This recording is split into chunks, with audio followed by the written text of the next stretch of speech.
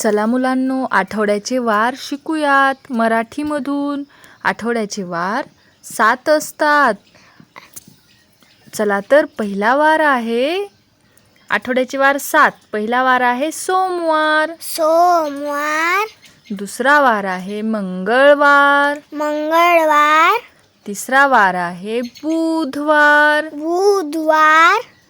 पुढील चौथा वार आहे गुरुवार. पुढील वार आहे 5वा शुक्रवार. पुढील वार आहे 6वा शनिवार.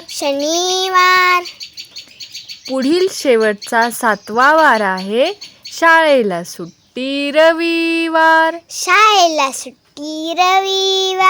कोणाकोणाला रविवार आवडतो विद्यार्थ्यांनो?